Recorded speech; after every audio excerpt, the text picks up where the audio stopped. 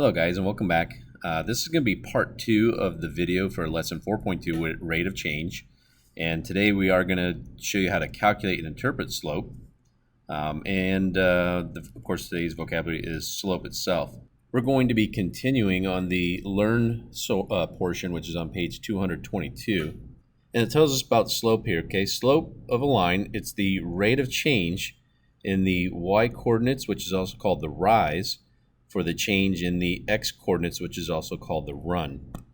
And it's just a ratio. So it's the ratio of the change in the y values over the change in the x. And we also have a special variable that represent that. It's called m. M right here, you might want to write this down in your foldable. M is slope. Everywhere we see m in our algebra, we're going to be using that as a reserve variable to represent slope. And that's, again, just the ratio of the change in y over the change in x. Now, if you take a closer look here, we have 2 points, x1, y1, x2, y2. And the formula for slope, and you probably want to write this down in your foldable as well, this one right here. The formula is going to be that slope is equal to y2 minus y1. That just means the y value from point 2 minus the y value from point 1. Over, and then remember it's a ratio, so it's over something, and it's over the x2, or the x value from 0.2 minus the x value from 0.1. Now this layout here, this formula here, sometimes gets people confused. I'll show you what we mean on this first example, and then I'll show you an alternative method you can use, and a lot of people tend to like this alternative method that I've come up with. But let's take a look at the graph and talk about what the slope actually means. So something else you might want to write down for your foldable is that slope describes, or is, the steepness of a line. So when we look at this line, we'll talk about how steep it is. We take 1 point and a second point, and we always calculate the change in the y, or the vertical change, over the change in the x, which is the horizontal change. We sometimes end up calling that rise over run, because rise is this part of the graph and run is this part of the graph. Now keep in mind that linear functions, or linear equations, are straight lines, and they have a constant rate of change, which means it doesn't matter which points you pick on this graph. Let's say I pick a point down here and a point up here. The rise and run ratio, remember it's the rise and run ratio, will be the same, and that ratio then is called the slope of the line, which describes the steepness of the line. All right, for our example number 5 on this, we're going to tell what the graph, or the slope of the line, is from a graph. So we have to identify the 2 points first, and they've already done that for us. And we want to calculate how far up and down this thing goes, and you'll notice that it starts at a 4 and goes to a 7. Well, that rise is 3, and then it goes left and right from a -3 to a +1, and that is a horizontal run of 4. So our slope should be 3/4 if we calculate it directly from the graph. If we calculate it using these official points right here, using the official formula, again, it does not matter which one you call point 1 and point 2. They decided to call this x1, y1, x2, y2, and they decided to put the points 1 and 7 first. So the 1 and the 7 go here, and those are from point 2. And then they put the -3 and the 4 second, which is 0.1. And notice how they put this in parentheses in the denominator, because the formula is always a minus. Remember, slope is the change in two values, which means subtract. And if I have a subtract there and I'm subtracting a minus, or subtracting a negative, this is really like adding a positive. And that's how we end up with 3 here and 4 here. So the slope ends up being 3/4. Now, a little side note, something you guys might want to do instead of using this formula. Now, you do need to know the formula for testing purposes, but here's something that I've taught my students to do over the years, and that was take the points, and it doesn't matter which order you take these 2 points. I'll do it both ways. I take the point 1, 7, and I stack it over top of the other point, -3, 4, like this, and I put a minus on the outside. I'm going to go ahead and subtract, or do the calculation the other way around as well. Do -3, 4, and I'm going to stack the 1, 7 underneath it, show you that the calculation comes out the same way no matter how you stack these points. Now I'm going to treat these two things as if they were 2-digit number minus a 2-digit number, and I'm going to start with the I have an x and a y. I'm going to start with the y column because remember the formula is the change in y over the change in x. And the reason I teach it with this method is you never have to worry about getting these numbers backwards. Now, if I were to accidentally get the y1 or the x1 and the x2 backwards, but I did not change these up here to go backwards, then I'll have a different slope. I actually have the slope with the wrong sign. So I stack my points up and I just subtract the first column. So I have 7 minus the 4, and that gives me 3, and then I draw my fraction bar. And I'll come back and do 1 minus negative 3, and that will give me a 4. And you can see I end up with the same slope, and I don't have to worry about over here putting them in the correct order, because once the ordered pairs are set up like this, it's real easy to subtract. Now I'm going to go ahead and calculate it again using this one where I stack the points differently, and you'll see we'll end up with exactly the same slope. So now we got 4 minus 7, and that will be negative 3. And then we'll have a negative 3 minus 1, which is negative 4. And keep in mind that negative over negative is still equal to a positive 3/4. So when I'm given points like this up here, I prefer to do my stacking method and come up with a solution that way. However, if you do have graph, sometimes it's best just to calculate the vertical change up this way and the horizontal change that way. And just don't forget when you do this, when you calculate up, we got 3 this way and 4 that way.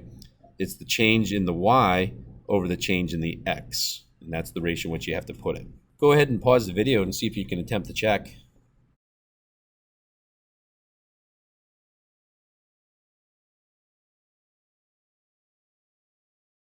Okay, for this one right here, they want us to determine the slope of the line that's passing through the given points. So we're determining the slope through given points. And they give us the points here. They are negative 1,8 and 7,10. If the slope is undefined, write undefined. Now, undefined only occurs when you have a vertical line and you're trying to divide by 0 because there's no horizontal change, there's no change in the x values. I think we're going to see an example of that.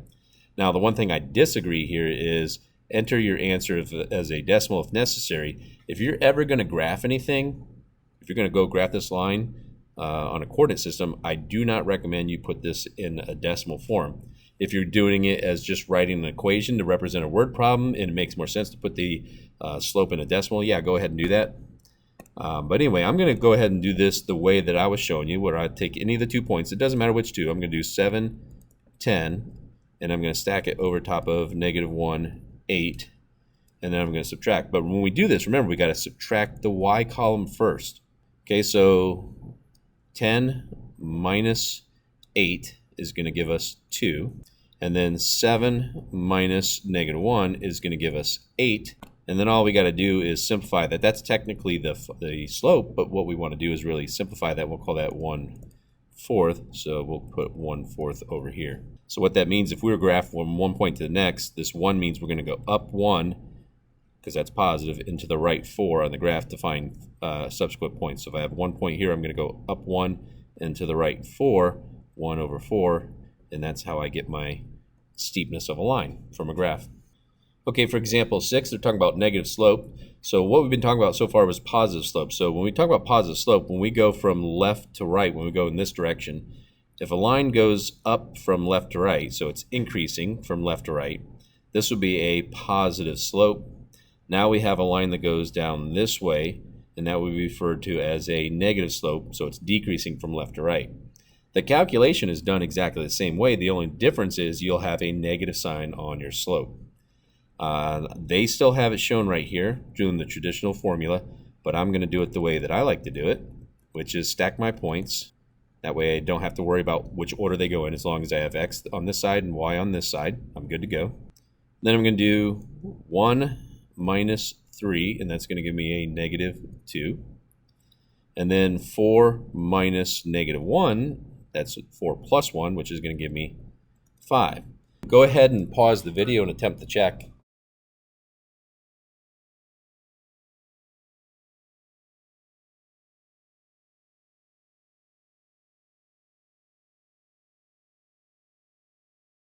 Okay, for this one, they want us to determine the slope again of the line passing through the given points. Write undefined if it's undefined. Again, only put it as a decimal if it makes sense in a word problem. If we're just calculating slope, leave it as a fraction. All right, so I've been choosing the second point to put on top when I've been doing these, but I'm going to go ahead and start with the first point that I see, which is 5, negative 4. And underneath it, I'm going to stack 0, 1 and put a subtraction sign here. And we're always going to start with the y column because it's the change in y of the change in x. So I have a negative 4 minus the 1. So that's going to give me a negative, I'm going to write that off to the side, a negative 5. Then I've got 5 minus 0, which is going to give me 5. And I might as well reduce this. So negative 5 over 5 is going to give me a negative 1. Okay, so now we're getting into our specialty lines. So we've got two kinds of lines that are specialty lines. One of them is a horizontal line, and the other one is a vertical line, and they have very distinctive types of slopes. You probably want to commit some of these to memory. So if you look at the graph here, a horizontal line has no up or down movement, which means the calculation in the numerator here is going to come out to 0. When you do the calculation in the bottom, the 4 minus negative 2, we end up with a 6, so we end up with 0 over 6.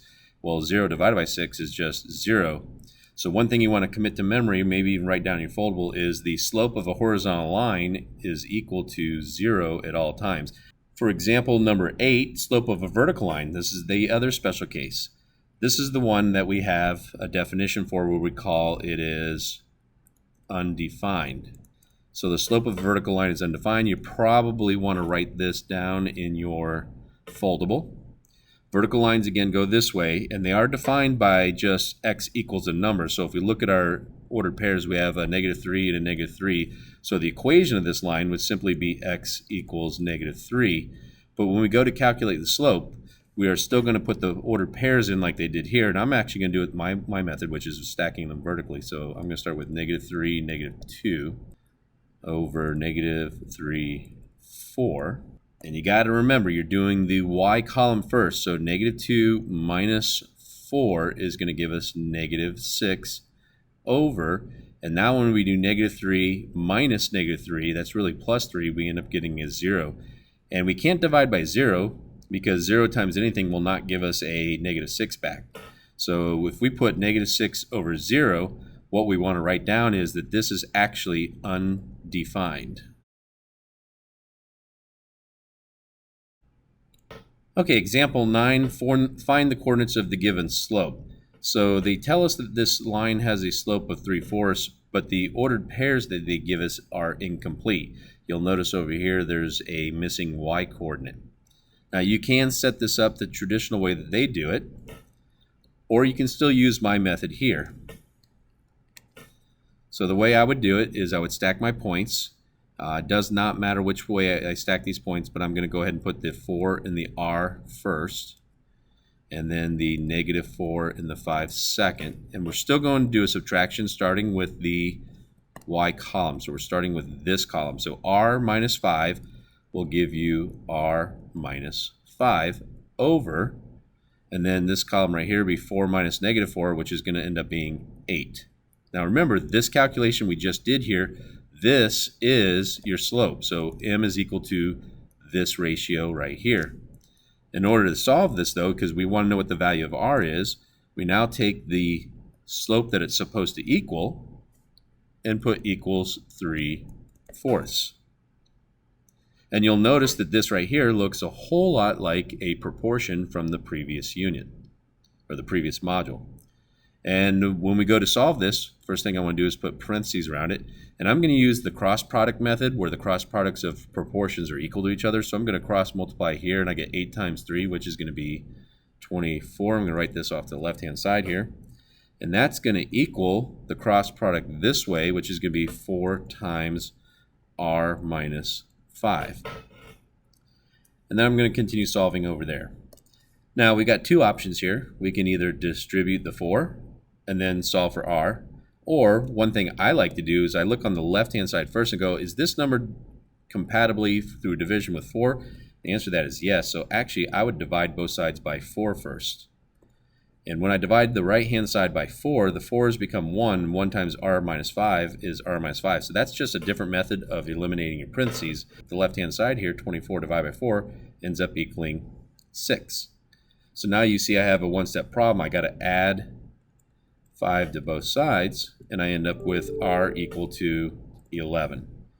So if I were to make the value of r over here 11, it would now give me the slope ratio of 3/4 or 3/4. Go ahead and pause the video and attempt the check here.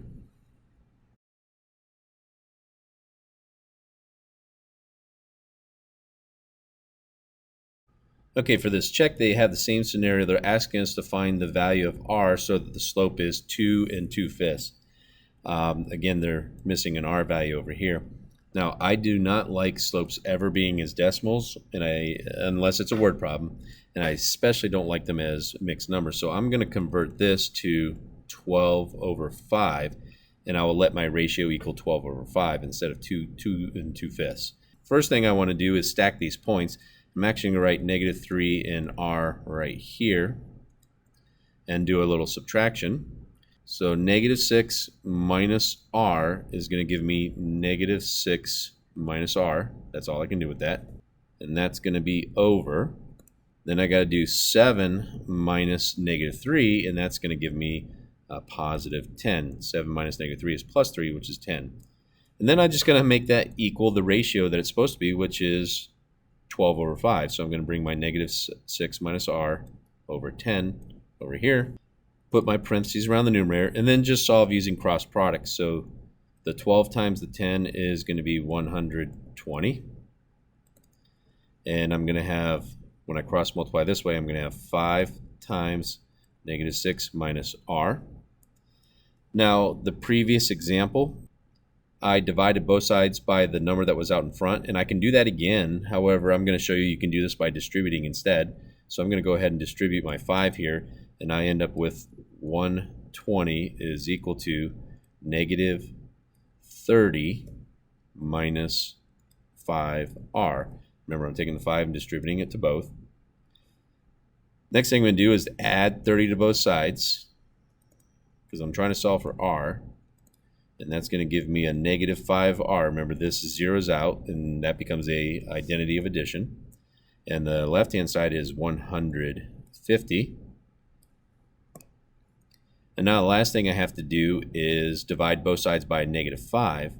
So when I divide this side by -5, that becomes a positive 1 times r, which is r. When I divide this side by -5, I end up with a -30. So the r value that makes this ratio work is -30, and I'm going to write that up on the side. So -30.